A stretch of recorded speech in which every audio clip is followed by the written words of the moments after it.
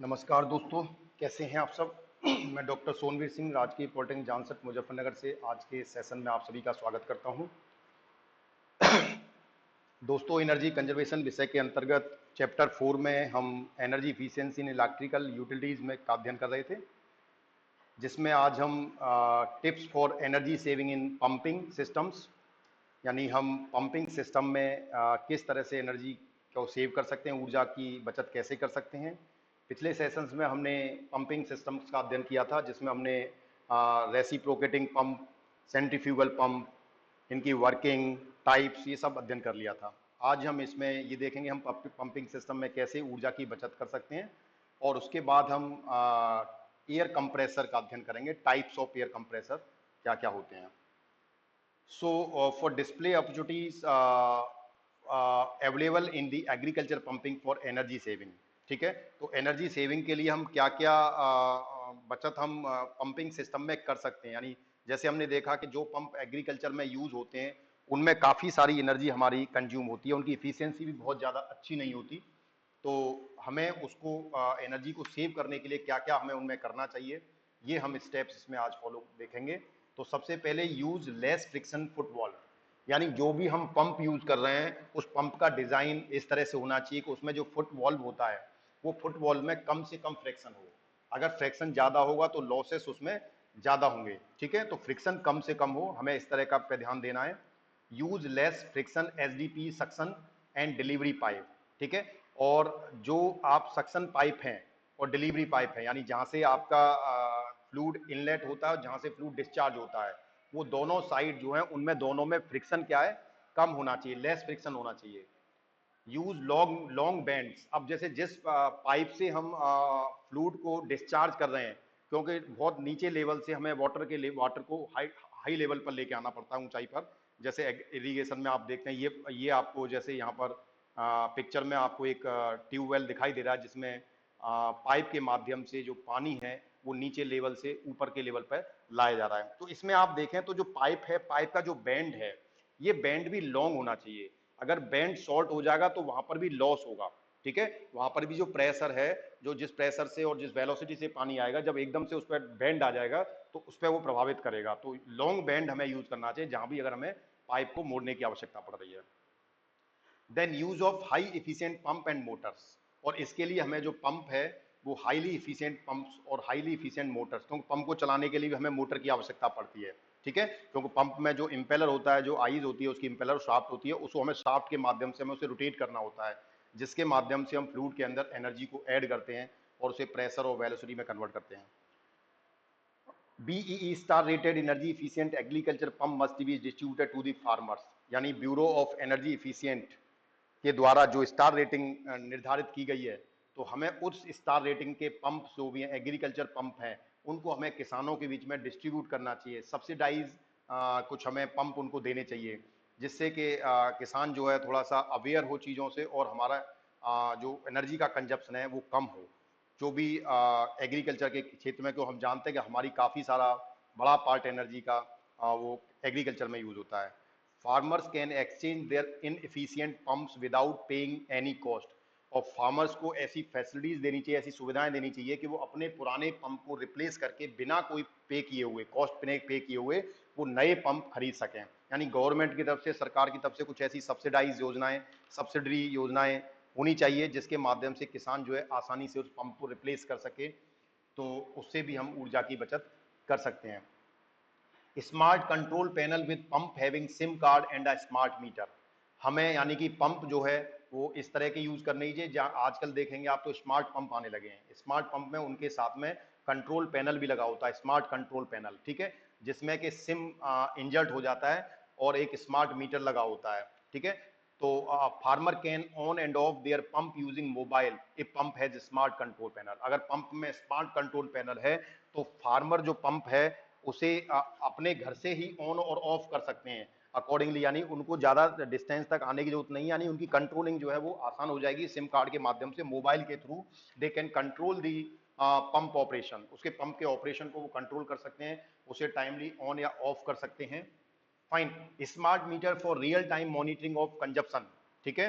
अब smart meter यानी आपका जो कंट्रोल पैनल है उस पर जो मीटर है वो भी स्मार्ट मीटर लगे होने चाहिए, जो रियल टाइम मॉनिटरिंग उसकी होती रहे, जो जिस तरह समय आपका पंप चल रहा है तो उस समय ऑन कंडीशन में, लाइव कंडीशन में, ऑनलाइन कंडीशन में या रियल टाइम कंडीशन में उसकी जो एनालिसिस है वो मीटर के माध्यम से वो सारा कितना कंजप्शन उसमें हो रहा है वो सारे जो भी है वो डिस्प्ले होता रहे। ठीक है, तो जो स्मार्ट पंप है वो कुछ इस तरह के डायग्राम होते हैं जिसमें आप देखें तो इसमें ये कंट्रोल पैनल लगा हुआ है, स्मार्ट मीटर लगा हुआ है, इसी के अंदर एक सिम का सर्किट होता है जिसमें सिम लग जाता है, जिसके माध्यम से इस पंप को आप आसानी से अपने मोबाइल के थ्रू ऑन और ऑफ कर सकते हैं।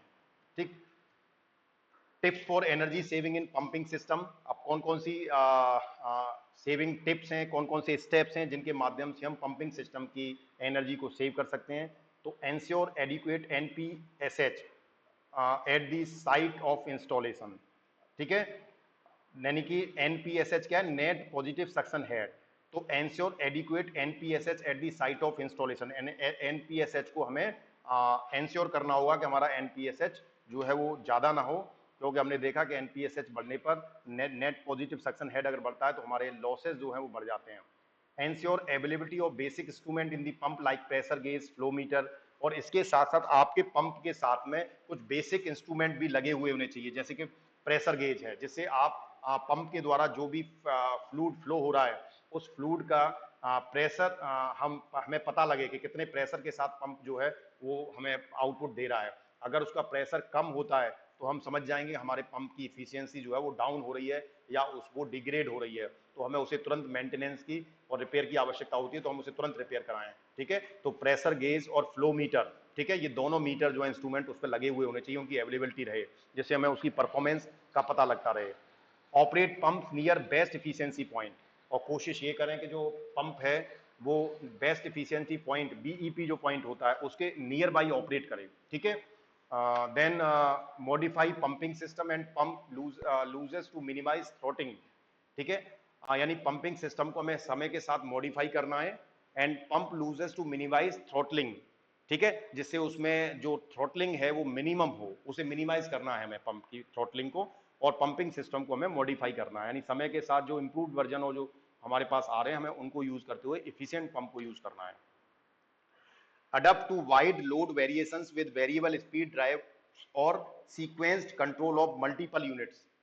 Adapt to wide load variations with variable speed drive और sequenced control of multiple units.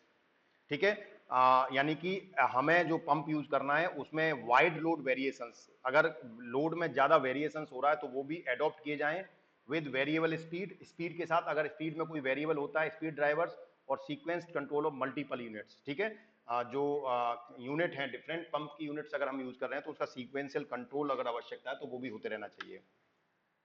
Stop running multiple pumps, यानी कि हमें अगर एक से ज्यादा पंप यूज हो रहे हैं तो हमें मल्टीपल पंप्स की रनिंग जो है वो हमें अगर आवश्यकता नहीं है तो हमें उसके स्टॉप कर देना चाहिए, ऑफ कर देना चाहिए। Add an auto start for an on linear spares और add a booster pump in the problem area. ठीक है, अगर हमें कोई ऐसी समस्या आती है, कोई प्रॉब्लम किसी क्षेत्र में ऐसी आ रही है कहीं पर, तो हमें बूस्टर पंप का भी यूज वहां पर कर लेना चाहिए। Use booster pump for small loads requiring higher pressure, कुछ सिचुएशंस ऐसी होती हैं जहां पर हमारे पास लोड कम होता है। ठीक है, जिन पंप्स में लोड कम होता है और लेकिन हमें प्रेशर की ज्यादा आवश्यकता पड़ती है, तो ऐसी इस स्थान पर जहां पर हमें कम लोड चाहिए लेकिन प्रेशर हमें अच्छा मेंटेन करना है, हाई प्रेशर चाहिए, तो वहां पर हम बूस्टर पंप को यूज कर सकते हैं। ठीक है, increase fluid temperature differentials to reduce pumping rates in case of heat exchangers. ठीक है, फ्लूइड टेम्परेचर को अगर increase fluid temperature differentials to reduce pumping rates in case of heat exchanger, यानी अगर हीट एक्सचेंजर का हम यूज कर रहे हैं तो हमें जो फ्लूइड का टेम्परेचर है, ठीक है, उसको रिड्यूस करना चाहिए। ठीक है, to reduce the pumping rates. ठीक है, then repair seals and packaging to minimize water loss by dripping, क्योंकि पंप में हमने देखा था गैसकेटिंग और जो सील्स है और पैकिंग है वो यूज होती है, जिससे कि जो वाटर या जो फ्लूइड हम उस पंप के माध्यम से फ्लो कर रहे हैं उसमें से कहीं लीकेज ना हो, कोई वाटर लॉस ना हो, कोई फ्लूइड का लॉस ना हो। ठीक है, इसलिए हमें जो समय समय पर उसकी सील और पैकिंग को भी रिपेयर करते रहना चाहिए। Balance the system to minimize flows and reduce pump power requirement, balance the system, यानी सिस्टम को हमें बैलेंस रखना है, to minimize the flow, flow को मिनिमाइज करने के लिए, and reduce pump power requirement, जिससे हमारे पंप की जो पावर की रिक्वायरमेंट्स हैं वो कम से कम हो। Avoid pumping heat head with a free fall return, ठीक है, avoid pumping head with a free fall return. Pumping head को हमें यानी फ्री फॉल रिटर्न यानी gravity free, head with a gravity, use siphon effect to advantage, यानी इसमें जो हमें शिफॉन इफेक्ट जो है एडवांटेजियस अगर है तो उसको हमें शिफॉन इफेक्ट को उसमें यूज करना चाहिए। Then conduct water balance to minimize water consumption, ठीक है, conduct water balance to minimize water consumption, तो वाटर कंजप्शन को मिनिमाइज करने के लिए हमें वाटर बैलेंस भी यूज करना चाहिए। Then avoid cooling water recirculation in DG set, जो डीजल जनरेटिंग सेट हैं उनमें कूलिंग वाटर रीसर्कुलेशन, तो जो अगर हम कूलिंग वाटर के थ्रू कर रहे हैं तो हमें वाटर को रीसर्कुलेट करना चाहिए। Air compressor, refrigeration systems, cooling towers, feed water pumps, condenser pumps, and processes pump. Avoid cooling water recirculation in DG sets, air compressor, refrigeration system, cooling towers, feed water pumps, condenser pumps and process pump, ठीक है। तो इसमें हमें जो recirculation है water का वो use करना चाहिए in the air compressor, refrigeration system, cooling tower, ठीक है, जो भी है feed water pumps, condenser pump and process pump. In multiple pumps operations carefully combine the operation of pumps to avoid throttling, यानी अगर हमें एक से ज्यादा पंप यूज कर रहे हैं तो उनके ऑपरेशन को अगर आवश्यकता हो तो हमें उसे कंबाइंड ऑपरेशन यूज करना चाहिए जिससे कि थ्रॉटलिंग ना हो उनमें। Provide booster pump for few areas of higher head, यानी जहां में प्रेशर की ज्यादा जरूरत है तो वहां पर बूस्टर पंप भी हम यूज कर सकते हैं। Replace old pump by energy efficient pump, जो पुराने पंप हैं उन्हें एनर्जी इफिशियंट पंप के माध्यम से हम उसे रिप्लेस करें। Then, in the case of over-designed pump, provide variable speed drive or downsize, replace impeller or replace with correct size pump for efficient operation. यानी ओवरऑल हमें अगर हमें पंप को अगर हमें एफिशिएंट यूज करना है तो हमें पंप को उसका अगर हमें जरूरत है तो उसके इम्पेलर की उसको रिप्लेस करने की आवश्यकता है तो उसे रिप्लेस करें, ठीक है, करेक्ट साइज का पंप यूज करें, यानी हमें कितनी हमारी लोड की डिमांड है उसके अकॉर्डिंग रेटिंग की पंप हम यूज करें, तो उसका ऑपरेशन जो है एफिशिएंट ऑपरेशन के लिए हमें इस चीज का ध्यान रखना पड़ेगा उसमें। Optimize number of stages in multi stage pump in case of head margin, ठीक है, optimize number of stage in multi stage pump, multi stage pump यानी एक कई स्टेज में अगर हम पंप को यूज कर रहे हैं तो हमें नंबर ऑफ स्टेज को ऑप्टिमाइज करना पड़ेगा। हो सकता है कि आप 4 या 5 स्टेज में पंपिंग यूज कर रहे हैं, मल्टी स्टेज पंप यूज कर रहे हैं, 4-5 स्टेज में पंप यूज कर रहे हैं, लेकिन अगर आप उसे ऑप्टिमाइज कर रहे हैं तो हो सकता है कि हमारा काम 3 स्टेज में ही हो जाए। तो हमें ये ध्यान रखना होगा कि जो नंबर ऑफ स्टेजेस हैं उन्हें ऑप्टिमाइज हो हमारी, ठीक है, जिससे कि उसमें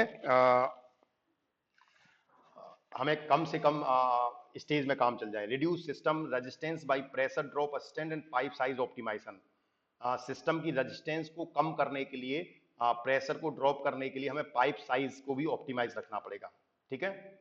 now we comes on the compressor air system. Compressor air system, air compressor accounts for significant amount of electricity used in Indian industries. Air compressor को जनरली इंडियन इंडस्ट्रीज में बहुत ज्यादा यूज किया जाता है। Air compressor account for significant amount of electricity used in Indian industries, यानी भारत के उद्योगों की अगर बात करें तो उसमें एयर कंप्रेसर जो है काफी मात्रा में यूज किए जाते हैं, इसके साथ साथ एनर्जी का भी काफी यूज करते हैं, वो अच्छा अमाउंट यूज करते हैं। Air compressor are used in a variety of industry to supply process requirements, यानी जो प्रोसेस रिक्वायरमेंट्स हैं उनमें supply process requirement to operate pneumatic tools and equipment and to meet instrumentation needs, यानी जो air compressor उनकी आवश्यकता कहाँ होती है, जहां पर हमें न्यूमेटिक टूल्स को ऑपरेट करना है, जहां पर हमें प्रेशर की आवश्यकता पड़ रही है, ठीक है, तो कोई एयर प्रेशर की आवश्यकता पड़ रही है तो वहां पर हम न्यूमेटिक टूल्स और इक्विपमेंट की अगर हमें जरूरत पड़ती तो वहां पर हमें एयर कंप्रेसर लगाना पड़ता है, जिससे हमें एयर जो है वो कंप्रेस्ड एयर क्योंकि हाई प्रेशर के साथ होती है तो हम उससे न्यूमेटिक टूल्स को ऑपरेट कर पाते हैं, ठीक है। जैसे आपने एयर प्रेशर वाले ब्रेक सिस्टम देखा होगा, ठीक है, काफी सारी हैवी लोड की क्रेन सिस्टम और जो होते हैं इनमें भी आपके न्यूमेटिक सिस्टम्स होते हैं। Then only 10 to 30% of energy reaches the point of end use and balance 70 to 90% of energy of the power of the prime mover being converted to unusable heat energy, यानी जो हम air compressor में energy use करते हैं, एक तरह से जिस एनर्जी के माध्यम से एयर को हम कंप्रेस्ड करते हैं, जितनी एनर्जी हम उससे दे रहे हैं उसका केवल 10 से 30% तक एनर्जी ही आपकी यूजफुल एनर्जी में कन्वर्ट हो पाती है। बाकी 70 से 90% एनर्जी आपकी in the form of heat जो है मूव हो जाती है प्राइम मूवर्स के केस में। And to a lesser extent loss in the form of friction, misuse and noise, और उसमें कुछ अमाउंट ऐसा होता है जो आपका फ्रिक्शन की फॉर्म में या नॉइज की फॉर्म में लॉस हो जाता है। Industrial compressed air system provide pressurised air throughout the facility to operate automated valves, यानी जो इंडस्ट्रियल कंप्रेसर होते हैं, एयर सिस्टम होते हैं, ये provide pressurised air throughout the facility to operate automated valve, यानी जो ऑटोमेटिक वॉल्व्स होते हैं, ठीक है, उन्हें ऑपरेट करने के लिए हमें प्रेशराइज एयर की जरूरत पड़ती है। तो वो हमें कहां से मिलती है? इंडस्ट्रियल कंप्रेसर से कंप्रेस्ड एयर मिलती है, जो कंप्रेसर होते हैं। Diverters, slide gates, dust collectors, instruments and any number of other devices, बहुत सारे ऐसे डिवाइसेस हैं जो कंप्रेस्ड एयर से और जो प्रेशराइज्ड एयर से ऑपरेट होते हैं, ठीक है। तो उनके लिए हमें इंडस्ट्रियल कंप्रेसर, एयर कंप्रेसर की आवश्यकता पड़ती है, जो इंडस्ट्रीज में भी यूज होते हैं। Air compressor system are also required for industrial aerobic fermentation process, ठीक है। एरोबिक प्रोसेस के लिए भी इंडस्ट्रीज में भी एयर कंप्रेसर की आवश्यकता पड़ती है। और इसका सबसे अच्छा एग्जांपल आप लोगों ने जब आप साइकिल में या स्कूटी में, अपने टू व्हीलर में, फोर व्हीलर में हवा उड़वाते हैं, तो वहां पर भी आपने एक कंप्रेसर लगा देखा होगा, ठीक है, जिसमें एयर कंप्रेस्ड करके भरी रहती है, जैसे बाद में वो व्हीकल्स के व्हील्स में, टाइप ट्यूब में डालते हैं। A compressed air system operate on pressure, यानी जो कंप्रेस्ड एयर है वो प्रेशर पे ऑपरेट होती है।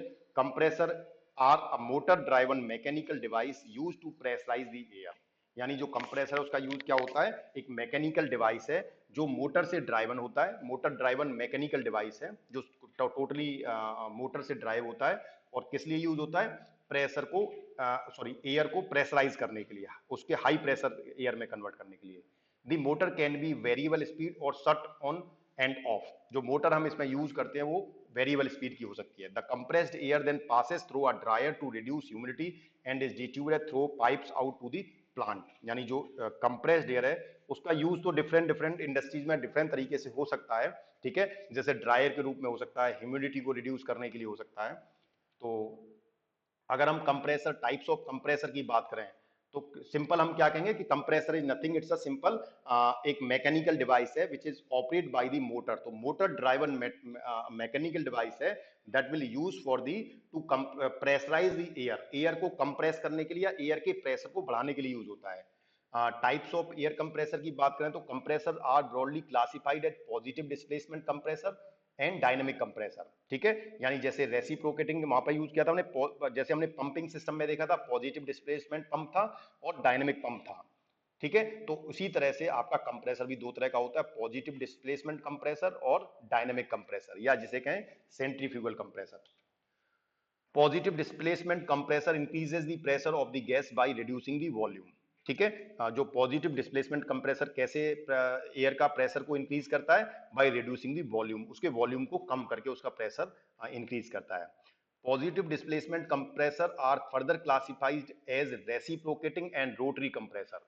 अब जो आपके पॉजिटिव डिस्प्लेसमेंट कंप्रेसर है, इसे अगेन हम फर्दर दो पार्ट में डिवाइड कर देते हैं, रेसिप्रोकेटिंग और रोटरी कंप्रेसर, ठीक है। रेसिप्रोकेटिंग में आप रेसिप्रोकेटिंग का कॉन्सेप्ट ऑलरेडी पंपिंग में देख चुके हैं।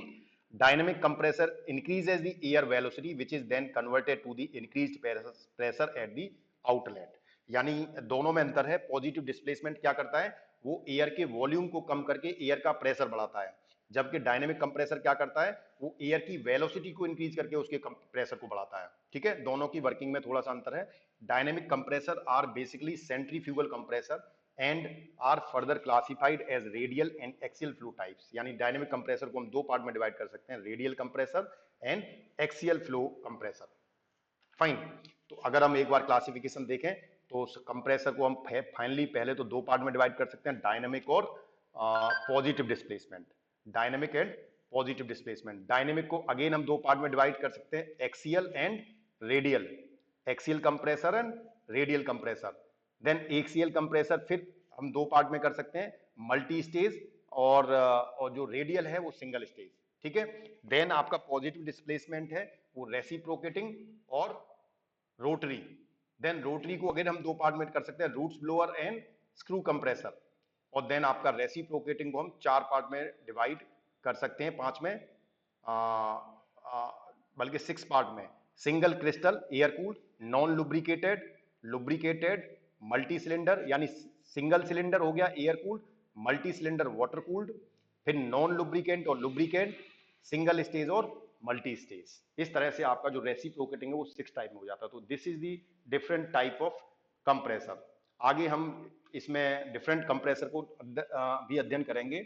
The flow and pressure requirement of a given application determine the suitability of a particular type of compressor.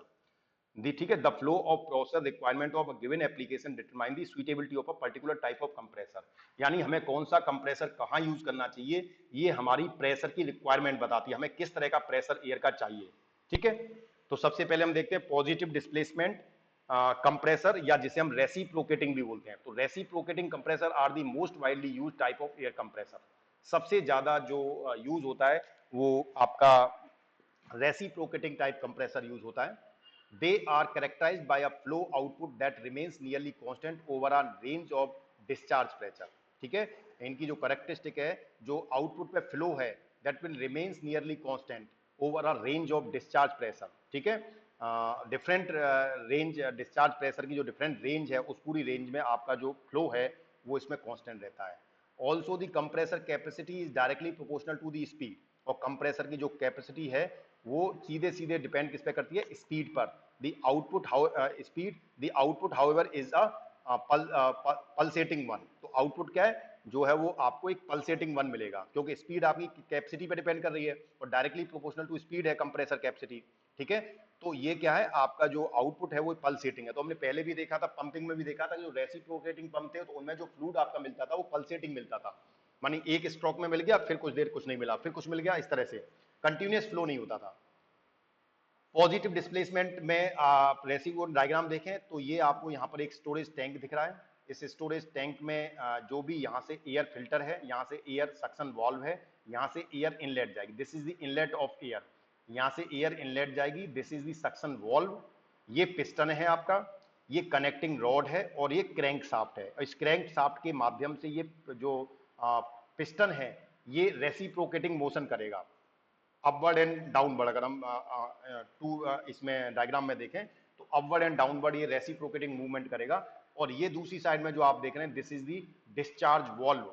ठीक है, यहां से जो आपकी एयर है, जो कंप्रेस्ड एयर है, वो इस वॉल्व के माध्यम से और इस पाइप से होती हुई इस स्टोरेज टैंक में स्टोर हो जाएगी। यहां पर एक वॉल्व और लगा हुआ है, यहां से आप आउटलेट इस टैंक में से जहां भी आपको इस एयर का कंप्रेस्ड एयर को यूज करना है वो यूज कर लेते। तो आपने ये टैंक साइड टाइप का अक्सर आपने जो एयर फिलिंग स्टेशन होते हैं जहां पर एयर भरी जाती है टू व्हीलर्स में और फोर व्हीलर्स में, वहां पर आपने ये देखा होगा।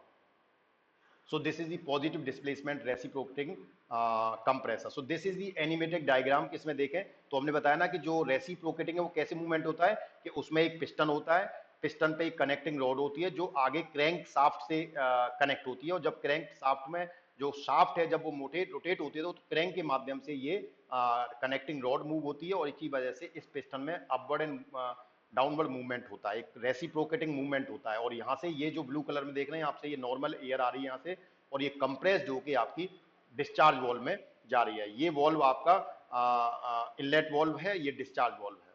ठीक है, तो इस तरह से आपका इसमें मूवमेंट होता है।